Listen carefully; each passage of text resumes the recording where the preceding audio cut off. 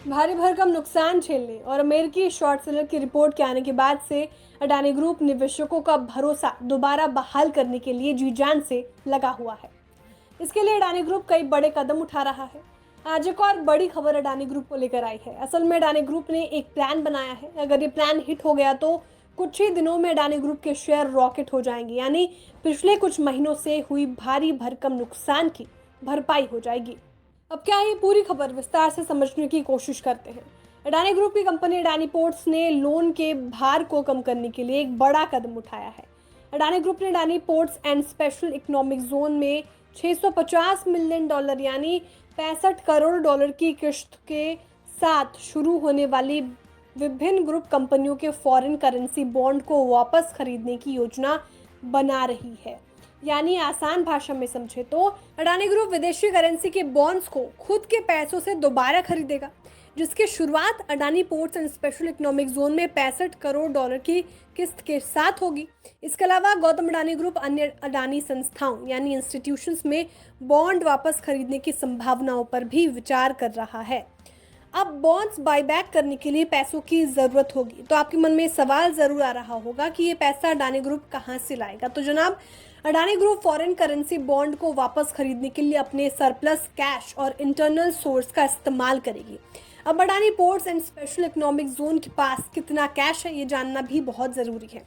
Corporate filing के मुताबिक financial year 2023 के पहले 9 महीनों में Adani port and special economic zone ने 15,055 करोड़ रुपए का रेवेन्यू और 7,676 करोड़ रुपए का एबिटा दर्ज किया था।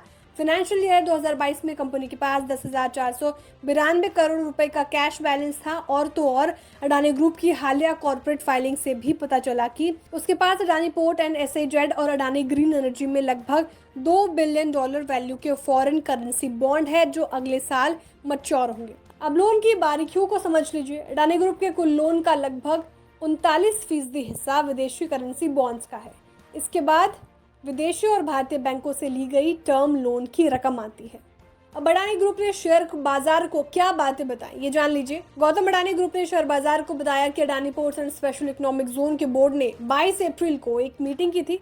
उसमें साल 2024 में देनदारी वाले सीनियर नोट्स को एक या ज्यादा हिस्से में वापस किए जाने का फैसला लिया था।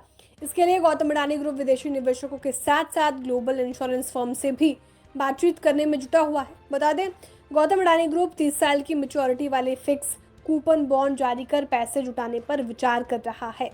इसके साथ ही गौतम अडानी ग्रुप की कोशिश ये भी है कि प्राइवेट प्लेसमेंट के जरिए फॉरेन करेंसी बॉन्ड को रीफाइनेंस करने के लिए कुछ विदेशी निवेशकों को भी मनाया जाए। बता दें, अमेरिकी शॉर्ट सेलर की रिपोर्ट ने निवेशकों के सेंटिमेंट पर बेहद बुरा असर डाला था और रिपोर्ट पब्लिश होने के बाद अगले ही कारोबारी दिन से गौतम अडानी की कंपनियों के शेयर धराशायी हो गए थे। हिंडनबर्ग के सुनामी में फंसकर जहां ग्रुप का मार्केट कैप $100 अरब के नीचे पहुंच गया था, तो वहीं दुनिया के शीर्ष अरबपतियों की लिस्ट में चौथे स्थान पर मौजूद गौतम अडानी महीने भर में 34वें पायदान पर खिसक गए थे। भारी नुकसान झेलने और इस रिसर्च रिपोर्ट से अडानी ग्रुप की कंपनियों के निवेशकों का जो भरोसा हिला, उसके दोबारा बहाल करने के लिए अडानी ग्रुप अपनी स्ट्रैटेजी में बदलाव कर रहा है।